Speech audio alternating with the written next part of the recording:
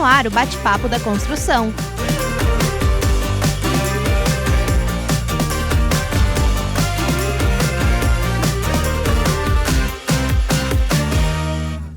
Esse episódio é um oferecimento Senafer. A armação da sua construção está aqui.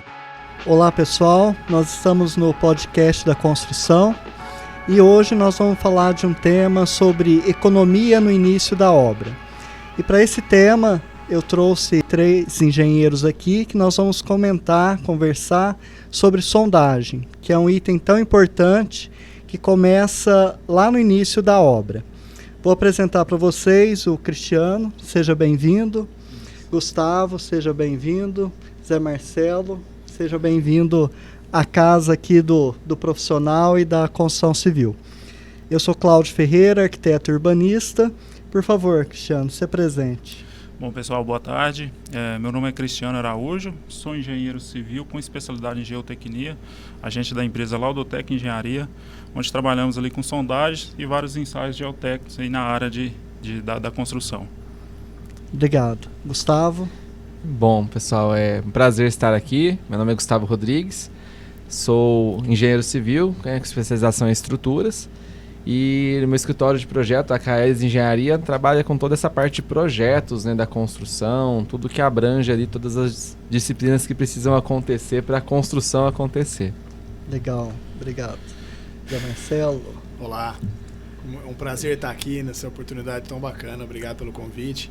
Eu sou o José Marcelo, trabalho com a parte da empresa Senafer e sou especialista em execução de fundações de obras. Sou formado em 2008 pela engenharia de Faculdade de Barretos e me atuei e especializei nesse ramo. E filho de engenheiro, né? A família segue né, a tradição. Engenharia. Tá? Pessoal, eu estou colocando agora um vídeo para vocês entenderem, né, que por trás da arquitetura ou junto com o projeto de arquitetura, a gente tem outros projetos, né, complementares que são importantes, né, para a segurança e até mesmo, né, o custo da obra, né? Para você ter uma boa economia, você precisa de todos os projetos, né? E aqui eu estou com o Cristiano, que ele tem a empresa, né, de sondagem. Então, como começa o serviço dele, né? É bom a gente conversar sobre isso. O arquiteto, né, faz o projeto de arquitetura, o estudo, antes de passar para o detalhamento, faz uma prévia com o engenheiro de estrutura, né? E esse engenheiro de estrutura, junto com o arquiteto, ele vai demarcar ali os pontos, né, onde está recebendo mais cargas, né, na obra, para que seja feito a sondagem. Essa sondagem, para vocês entenderem, né, melhor, é como se fosse um raio-x do solo ali, né, conhecer o solo. Então, eu gostaria que o Cristiano falasse para a gente, né, como que é esse passo a passo. O cliente te contratou, né, como que é essa ida no terreno, que máquina que você usa, o laboratório, quais são esses critérios aí para fazer a sondagem? Isso, certo. O primeiro passo, como você bem disse, tudo vai partir do projeto arquitetônico, onde vai determinar ali a área de projeção junto com a estrutural, né? Então o engenheiro calculista vai determinar ali onde vai ser os pontos, onde que é os pilares mais carregados, onde vai ter mais carga. Geralmente ele define ali naquele ponto, né, que vai ser feita a sondagem. Então o cliente contratou a gente para fazer a sondagem. O que é o procedimento? A gente chega uma equipe em campo, né, ele faz toda a avaliação ali prévia do terreno, questão de mobilização de equipamentos, né, e tudo mais. E aí a gente parte para a execução da sondagem propriamente dito. A sondagem ela consiste em fazer uma perfuração no subsolo, né, a gente vai perfurando, onde metro a metro é recolhida uma amostra e com essa amostra a gente faz a caracterização do material. Isso vai dar índice de resistência da camada, vai dar índice de consistência, a gente vai classificar o material de acordo com a sua geologia, né? Um exemplo, se você está furando um material argiloso, né, no laudo de sondagem vai ter as camadas e as divisões ali onde muda o material. Vamos supor, o primeiro metro é um material argiloso, já chegou no segundo metro já passou para um material mais arenoso. Então o laudo de sondagem determinar tudo isso, né? Então, além dessa questão de classificação de material, ele vai dar um índice que é muito importante, que a gente fala o NSPT, que é a resistência ali do subsolo. Então, a nossa equipe é um furo, né? Já tem um amostrador padrão ali, é um diâmetro padrão, isso é tudo normatizado, né? Então, eles vão fazendo o furo, vão coletando a amostra metro a metro e vão descrevendo esse material. Findou a sondagem, essas amostras vão para o nosso laboratório, né, onde a gente tem um especialista ali, um técnico especialista em solos, que faz essa classificação final.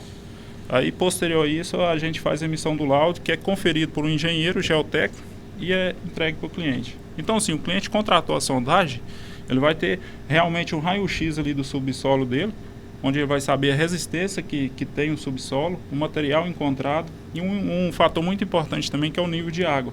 Então, na sondagem, a gente consegue localizar onde está o nível de água ali, que é o NA. Então, isso tudo influencia para a fundação, posterior para a fundação. Então, o que tem a ver, né? Geologia com arquitetura e engenharia. Gustavo, essa parte, né, que ele falou, né, o Cristiano, né, da geologia ali, o subsolo, né, conhecer o subsolo, isso vai chegar para você, né? E não para o arquiteto, você que vai estar calculando. E depois o Zé Marcelo que vai executar essa estrutura, né, essas estacas, né, que estão lá no subsolo, né? Quando chega esse laudo para você, como você analisa ali, olhou assim, você já pensa na estrutura ali? No cenário ideal a gente sempre quer um morango ali, né? Mas às vezes é um limão, né? Vamos fazer a limonada, né? Vamos dar um jeito de dar uma resposta, né, para essa sondagem. Bom, o solo, a menos uma coisa esporádica, uma coisa assim muito específica, a gente não tem como mudar. O solo é aquele. O que vai mudar, né, é o método que nós vamos trabalhar com ele, né? Então, assim, salvo algumas exceções de obras muito grandes, que precisam de algum tratamento no solo, a gente vai trabalhar com aquele solo. Então, com esse número que vem, né, com esse resultado, com o relatório de sondagem, a gente consegue pegar os dados, né, desse relatório, desse NSPT, né, que vem ali pra gente, né, das camadas finais, e a gente consegue, diante de alguns métodos, né, que a gente tem, que já vem da literatura, estimar a capacidade de carga daquele solo. Então, com essa capacidade de carga, a gente consegue estimar, olha, eu tenho uma obra desse porte, as minhas cargas vão dar aqui aproximada, a gente já tem uma noção, né? Vai dar, por exemplo, sei lá, 5 toneladas, 10, 20, 50, 100 toneladas aqui. Eu sei então que eu vou conseguir resolver minha obra. Aqui, se o nível da água também é uma coisa importante, né? O nível da água, isso é principal quase, né, do nível do solo. Eu sei que a água está aqui, então eu consigo resolver essa fundação com estaca escavada simples. Não, está com água, vou ter que resolver com uma estaca Strauss. Vou ter um prédio, vou ter que fazer com hélice contínua, não vai dar para fazer com hélice contínua. Aí a gente vai tentando sempre resolver do mais barato e rápido, né? E não dá, vamos cortando, né? Então esse relatório de sondagem já consegue dar um norte para onde que a gente vai caminhar para a resolução dessa fundação. Com esses dados, a gente consegue falar para o cliente, olha, aqui a gente tem um cenário favorável, a gente consegue resolver e vamos caminhar nesse sentido. Vamos caminhar com esses blocos de fundação, vai dar uma estaca. Aí a gente já consegue olhar. É interessante, né? Igual o Cristiano estava falando, que já vem falando pra gente, né? Olha, a tantos metros eu tenho um solo tal, com uma resistência X, cada camada vou afundando ali, aí eu consigo enxergar nesse solo onde que às vezes ele consegue mudar de característica também. Então, por exemplo, olha, nessa profundidade eu consegui mudar uma resistência legal. Olha, eu estava numa resistência 8, 15, 20, cheguei aqui, deu para 30, passou para 30. Opa, peraí, de 15 para 30 já melhorou muito a resistência, vou tentar apoiar minha ponta de estaca ali nesse solo, é mais favorável. Então é toda uma dinâmica que vai ter de cálculo baseado justamente no que tem ali para baixo. Tanto que, se eu não tenho isso, eu vou parar a estaca às vezes 1 metro antes do que eu deveria, eu perco muito da resistência da estaca sem necessidade. Ou então, às vezes, eu estou num solo já resistente que aumentar 1 metro de estaca não vai gerar tanta resistência adicional. Então, é uma dinâmica de cálculo que se baseia completamente nesse relatório de sondagem. Vale complementar aqui também, né, Gustavo? Tem muita questão da melhor solução que você vai encontrar para a fundação, tudo baseado no laudo da sondagem. Uma questão muito interessante também é a coesão de material, a descrição do material. Como se você está trabalhando com material argiloso, às vezes você consegue fazer uma estaca escavada sem problema de ter desmoronamento, de estabilidade de lateral de estaca, né? Você consegue fazer um tubulão, um exemplo. Né? Então, você tem coesão do solo, você consegue perfurar. Diferentemente, às vezes você tem a mesma resistência de terreno, porém um material arenoso, outro material argiloso. No material arenoso, você vai ter mais dificuldade com estabilização de parede de estaca, por exemplo. Às vezes você, mas no caso de tubulão, né, você não consegue escavar um tubulão. E o material argiloso ele te dá coesão, porque você pode perfurar que você vai fazer aquele furo, você vai tirar a broca, o furo vai ficar, vamos dizer assim, limpo, né? Tem muito isso também. Zé Marcelo, você que é especialista na execução, né? O pessoal aqui está falando muito em estacas, né? Porque sondagem agora, né, fez o projeto e tem vários, né, tipos aí. Você poderia explicar para a gente um pouquinho, o pessoal entender, né, essa parte tão importante, né, da casa, se não for bem feita, isso vai trazer problemas sérios. Sim. Né? Sem dúvida. A partir do laudo de sondagem, que é o pontapé inicial, junto com o engenheiro que define a parte do acompanhamento da obra, em termos de definir qual tipo de estaca que é ser melhor, a gente entra na obra. Né? Depois da obra alocada, já com o trabalho que o topógrafo já tenha feito a marcação de todos os pontos que o engenheiro já definiu, nós entramos na obra. A partir daí a gente tem, com esse laudo, a gente define qual tipo de máquina que vai ser usado. A princípio, a todo momento, a gente procura sempre o custo-benefício para o cliente, que é a estaca escavada. Né? Que a estaca escavada consiste em uma execução de um caminhão, né? Simples, de um caminhão que consiga furar aí diâmetros de 25. Nossos equipamentos são preparados para diâmetro de 25 até 1,20 m e fura até 18 metros de profundidade se o lençol freático não estiver presente. Então, esse equipamento nosso, ele está à disposição. Mas Franca, predominantemente, a presença do lençol freático é muito constante. É muito difícil você não... Ainda mais agora que está numa época que choveu demais, o lençol está bem presente. Então, aí, a gente já, com o lençol, você não consegue executar esse tipo de estaca, que é a estaca escavada, que é o custo-benefício para o cliente. Aí nós temos que partir para outras soluções, que seriam a estaca Strauss. A estaca Strauss é um nome que se dá, é um equipamento antigo, arcaico, um dos mais antigos da fundação. Toda a empresa de fundação iniciou com esse equipamento. Porque é uma maneira de você trabalhar que a aquisição do equipamento é de baixo custo. Porém, a sua execução ela é muito complexa, porque ela é lenta, a definição, a execução dela fica muito a cargo do operador, do processo de concretagem dela, porque ela vai inserindo camisas metálicas no solo até a profundidade que é exigida pelo projeto. Depois você vai concretando e sacando essas camisas metálicas. No processo de concretagem tem que ser um controle muito rigoroso para que a estaca não fique com, a gente fala, com brocas, né, com um vazio, sem o preenchimento do concreto de maneira correta. Controle de execução é dificílimo, né? É tremendo, não é fácil. O estaca Strauss hoje, e não é à toa que ela está caindo em desuso hoje, tá muita gente, a hora que fala em Strauss, o pessoal fala, nossa senhora, por quê? Pode causar danos vizinhos, por causa da movimentação do pilão. Porque ela é percussão, né? Isso, bate, ela não corta o terreno, ela bate, soca o terreno para baixo e aí você pode ter danos vizinhos. Então, por isso a gente orienta muito vários clientes, antes de começar a obra, fazer um laudo de vistoria técnica ao lado de vizinhos, como a orientação do próprio engenheiro já, para servir como norte, para uma segurança para o próprio cliente. Certo. E a última que nós executamos também, que é a estaca hélice contínua, que ela vem ganhando cada vez mais espaço, devido à sua versatilidade, a sua opção de vários diâmetros, você só troca a ponta da ferramenta do equipamento, você tem diâmetros. No equipamento que nós trabalhamos, você executa diâmetro de 30 até diâmetro de 80 e fura até 24 metros de profundidade, o maior equipamento que nós temos. Dentro a gente atende desde obras residenciais, comerciais, de grande, médio e pequeno porte, até prédios de edifícios aí de 20 andares, 25, como a gente já executou dentro de Franca. Legal. O tema aqui, né, que a gente está falando de economia, né? Economia no início da obra. Gustavo, e tem cliente ainda, né, que pisa forte e não quer fazer a sondagem, né? E aí, sem a sondagem, né, que caminho tomar, né? Não tem a sondagem do terreno.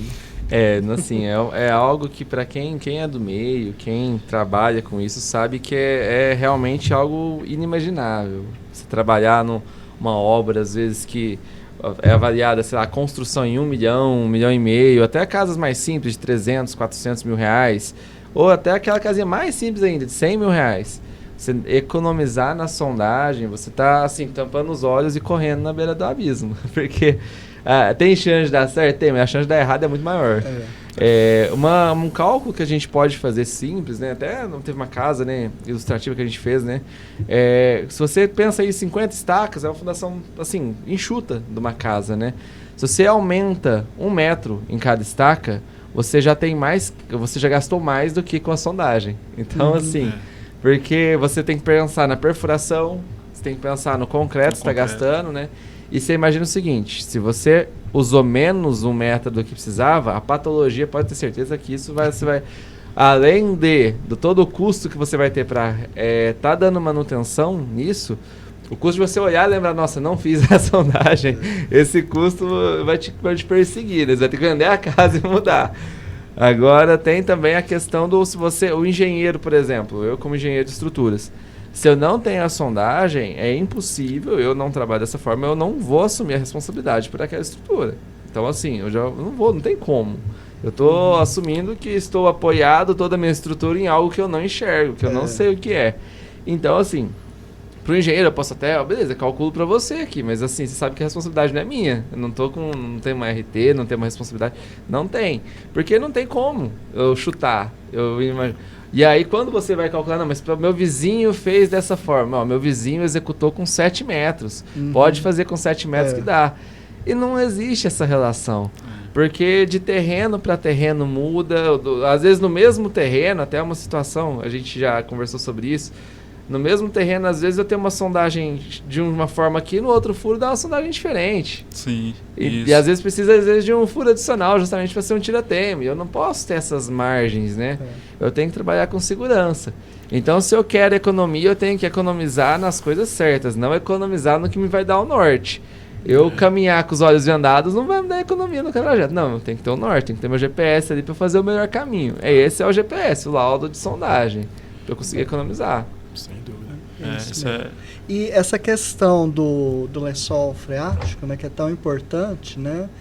Recentemente você fez para mim, né, numa área, num condomínio, em Rifaina, né? Isso. E tão próximo da represa e não foi significativo, né? Isso. O solo, inclusive, é um solo até melhor assim que a maioria aqui de Franca, né? Sim. Então, quer dizer, não tem relação nenhuma com a proximidade de água. Não, né? não tem essa relação. Tem muitos clientes que tem essa mesma dúvida, né? Tem cliente que fala assim, Cristiano, contrata a gente para fazer a sondagem, o cliente fala assim, lá eu tenho, vai fazer o rio passa próximo lá, vocês vão fazer a 3 metros da margem do rio. Então acho que o nível de água lá vai ser bem alto, vai rapidinho vocês vão encontrar água. Só que isso não tem muita relação. Você pode fazer o que tem relação, às vezes, se você está fazendo a sondagem num local que que tem minadouro de água, né, onde aflora. Aí sim, com a grande chance de você encontrar ali na superfície o nível de água. Só que não tem muito isso. Então, acho que Rifaina a gente fez, eu não me recordo, acho que foi mais de 4 metros, né, do NA. Então, a gente fez bem na orla ali do lago, né. Então, não tem muito essa relação. O pessoal também tem muito, pensa assim, onde tem água, a resistência cai. Não tem essa correlação aí direta. Então você encontrou o nível de água ali, a resistência às vezes ela continua crescendo também. Não quer dizer que o meu terreno tem água ali na superfície. Meu terreno, não, vamos dizer assim, o pessoal fala assim, meu terreno deu água muito raso, cara. Meu terreno lá não presta não. Não, o que vai mudar é a solução de fundação. Sim. Mas não tem nada a ver com resistência, né, e com a questão do nível de água. Nós temos um caso aqui em Franca, no condomínio de São Vicente mesmo, pela topografia do terreno, você sempre pensa que a parte de cima você consegue executar de maneira mais tranquila. E a parte de baixo, a presença do lençol freático tá mais constante. Porém, lá é o contrário. Nossa. Lá é o contrário. A parte da topografia, no terreno acima, tem uma mina existente ali que corta todo aquele condomínio. E aí onde os clientes ficam, poxa, eu comprei numa área legal, agora eu vou ter que gastar mais. Falei, a execução, infelizmente, vai mudar. Vai mudar. E a parte de baixo do condomínio você consegue executar lá estacas com 8, 9 metros sem uma gota de água. Agora porque de acordo com o levantamento, nesses últimos anos, o que choveu vamos falar, de dezembro até agora, choveu, diz que há mais de 80 anos não chovia. Então agora essa relação, Franca, tá para todo lado, tá com lençol freático. Onde não tinha, tá sendo agora. Tá minando água onde não... Enfim, então é isso que vai em relação a movimentar a indústria da construção civil devido a essa... essa muda isso muito. Que o Zé Marcelo falou, influencia, por exemplo, eu fazer a sondagem numa época do ano? Influencia. Cláudio, influencia. Isso é o que muda na sondagem, né? O que a gente faz muito também, assim, se você faz a sondagem numa época de seca, vamos supor, meados aí de junho, julho, época de seca, então o NA ele abaixa, né? Você começou o período de chuva, com umidade alta, o NA a tendência é subir. Então o que muda, assim, a resistência do material, a resistência de solo não vai mudar, o que vai mudar é o NA.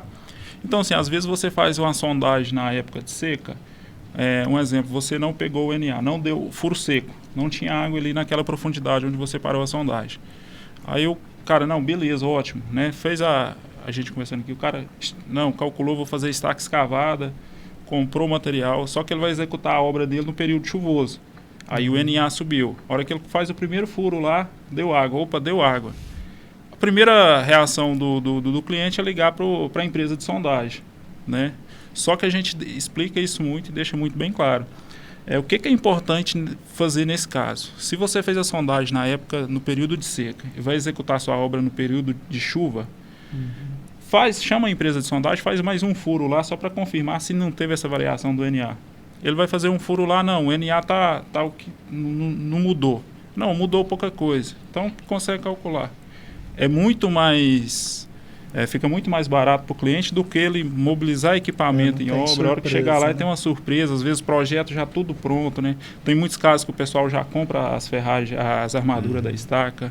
Então, assim, é uma dor de cabeça. Chega a máquina lá, organiza tudo. O Zé Marcelo, na segunda-feira, vamos começar a fundação escavada. Chega lá, furo, deu água. Deu água, Aí isso tem é que corriqueiro. Isso acontece muito. Não é... A gente tem todo um trabalho de logística, um trabalho de organização com as equipes. E quando você mobiliza, você já está preparado para aquilo. E chega lá, acontece uma situação dessa. Isso, para nós, muda todo o cronograma das atividades. Mas é do nosso dia a dia. Nós temos que saber levar e organizar da melhor maneira. Por isso a importância do profissional acompanhar a obra, né? Isso. Porque nessa hora ele consulta a parte estrutural, né? Vê como que tá, se vai mudar, como que vai ser essa alteração, e uma coisa interessante, sem perder a qualidade. Aqui no nosso solo de Franca, pra você ter uma ideia, aqui em Franca executam de tubulões de diâmetro de 70, 80, 90, é muito ainda executa raro. Tubulão, né? Executa, mas mas tá em desuso Franca, também, tá em desuso devido às novas normas acho que de segurança, que também é um risco tremendo, né? Mas dentro de Franca nós temos um solo de coesão, de taxa de resistência, um dos piores do estado de São Paulo. E aí é onde a execução de tubulões é inviável. Não consegue ter uma resistência. E tem um custo bom, não? E depende da situação, depende de profundidade, diâmetro, depende da quantidade de... Por exemplo, o cliente vai me contratar para fazer 10 estacas, o valor é fixo. Não consigo cobrar por metro. Porque hoje o custo que está a logística, diesel, o consumo de equipamento, o consumo, o desgaste das peças, o desgaste de manutenção, pneu. Antigamente um pneu custava R$1.500, pneu de cada caminhão. Hoje ele custa R$3.000, o mesmo pneu. Então, assim, o custo elevou-se muito. Então, assim, mas até uma curiosidade, para grandes fundações, o tubulão, eu acho que nós não falamos, o tubulão é uma fundação específica, bem grande, que a pessoa desce dentro do buraco mesmo, escavando, né? Isso. Para grandes obras até é usual, né? Sim. Agora, para casa, é engraçado, assim, para resistência inicial da estaca, assim, as resistências iniciais, Franca até que tem uma resistência legal, mas a coesão é ruim. É ruim? Para você, estaca escavada, eu converso com alguns colegas meus de, às vezes, Grande São Paulo, outros lugares assim, que a maioria das fundações lá é sapata, radier, porque você tem uma resistência baixa, mesmo com uma certa profundidade. Sim, aqui em Franca você consegue atingir uma resistência legal, mas não tem coesão. Você tem que ser aquela estaca, você furar e concretar. É isso aí. E o Zé Marcelo falou de normas, né, e tudo mais. Para sondagem também segue, né? Todo um critério aí de laboratório, né? Isso, o ensaio da sondagem, ela é um ensaio, né? Considerado, ele é um ensaio, tudo normatizado pela NBR 6420. A gente faz, acho que é 6420, salvo me engano, NBR 6480, acho que é. É que muita gente trabalha com laboratório, muita norma na cabeça, mas é a 6420, foi atualizado agora em 2020. Então é tudo normatizado, né? Todo padrão, todo esse ensaio, como eu te disse, a gente vai cravando um amostrador. Então ele tem um diâmetro padrão ali, ele tem uma geometria, específico. Isso, tem o peso específico, ele é um peso de 65 kg, que ele sobe a 75 centímetros de altura, isso é padrão. Isso é uma coisa muito importante, a nossa sondagem a gente faz com o nosso equipamento, é um equipamento elétrico, né? Então um equipamento onde você não tem, não depende da força humana para fazer o levantamento desse peso. Isso faz uma diferença. Então a gente já trabalhou com equipamento manual. O que eu observei? Eu acompanhei, tive muito em campo. No final do dia, aquela altura de queda ali começa a cair, por quê? Cansaço de operadores, porque o cara faz manual. Então a gente mudou, a gente passou a parar de fazer com equipamento manual os nossos equipamentos elétricos. Então é tudo padronizado. Tem uma altura de queda, tem um peso padrão, um amostrador padrão, feito metro a metro. Você está falando de elétrica, mas assim, não precisa ter instalação elétrica na área ali, né? Porque é início. É a primeira coisa que vai fazer e não tem, né? Vamos dizer assim, a sondagem é o primeiro que chega na obra, é a equipe de sondagem, né? Uhum. Muitas das vezes o cliente nos contrata, o terreno dele ainda tem, o mato está alto, né? Então a equipe de sondagem chega para fazer o primeiro serviço. O nosso equipamento é elétrico, só que não precisa do cliente ter instalação no terreno dele. A gente trabalha, a equipe vai num caminhão, ele leva um gerador, então trabalha com gerador de energia. Sim. Então a gente faz muita sondagem para linha de transmissão, sondagem para ferrovias aqui em Minas, a gente pegou ali de Araguari e Uberlândia. Então, assim, no meio do mato mesmo, sem nada. A gente só precisa de ter o acesso para o equipamento chegar. Sim. Tá. Então é bem tranquilo, né? É bem tranquilo. Né? Isso. E é demorado esse laudo sair? Geralmente a produção média no nosso plano de sondagem aí da equipe, trabalha 3 pessoas, geralmente é de 20 a 30 metros por dia. Então, assim, uma sondagem bem executada. Bem executada, uma sondagem bem executada. Isso é o normal. É o normal. É o padrão. É o padrão. Uma qualidade de execução. Isso, porque como eu te disse, a sondagem bem executada, né, seguindo a norma, ela é um pouco demorada, porque você faz metro a metro. Você escava 1 metro, tira amostrador, tira ferramental, colhe a amostra, desce de novo, faz o avanço. Tem que ir anotando o número de golpes, que é o fundamental. O que acontece muito, a gente está no ramo e eu acho que até é importante a gente falar aqui também.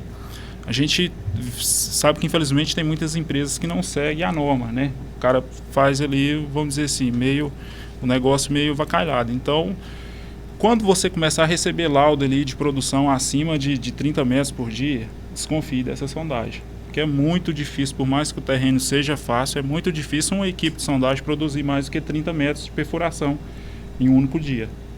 Assim, às vezes quando você começa a ler, a empresa fez aqui 5 furos de 10 metros em um único dia, uma equipe só. Então, assim, é um pouco, já acende um alerta, né? Sim. Porque a gente que trabalha, a gente conhece. Assim, mas não é algo tão demorado. Então, geralmente, vamos supor, a gente falando de um cliente que está construindo a casa dele que precisa de 2 furos de sondagem. A gente tem um padrão aqui que a gente perfura até 10 metros, 10, 15 metros aqui em Franca.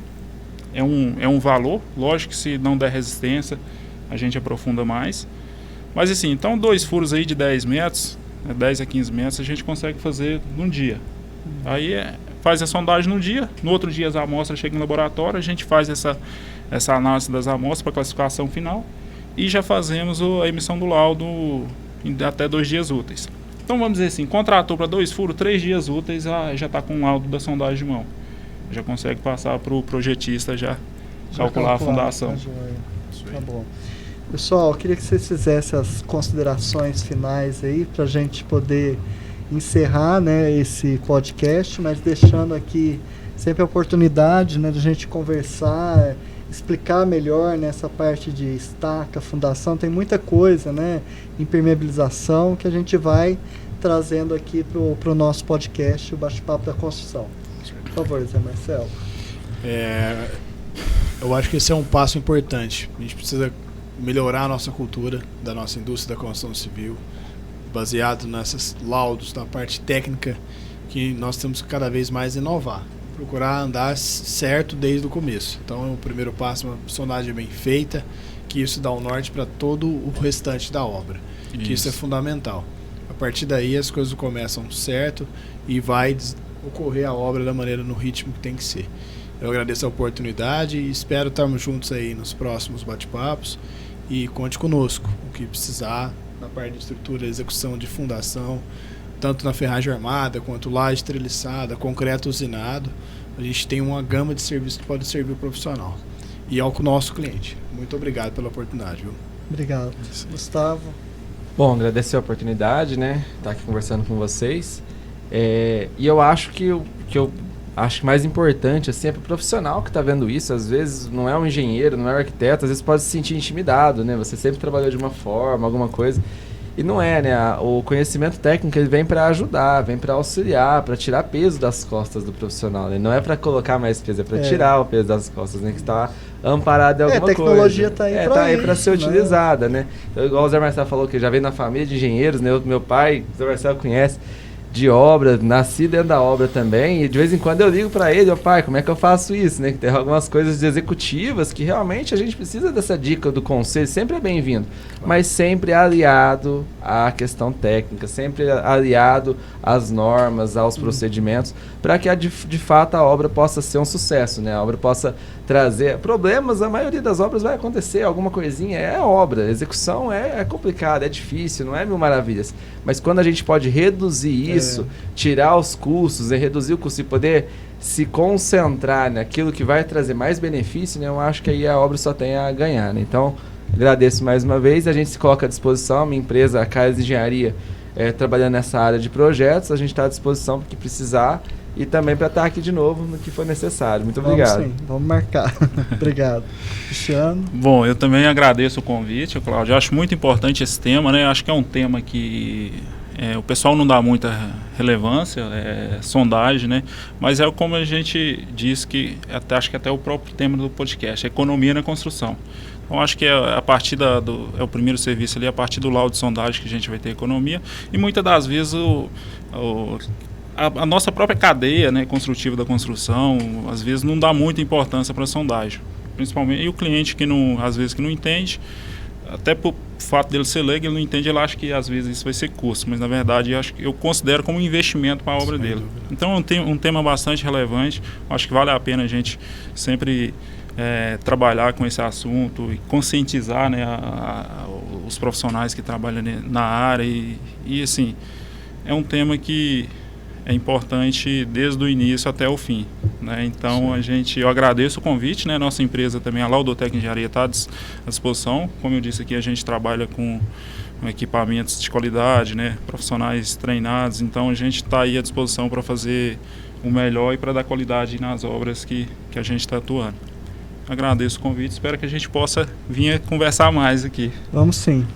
O bate-papo da construção é isso, né? Trazer informação, a parte técnica, tecnológica, né? Para usar da melhor forma, né?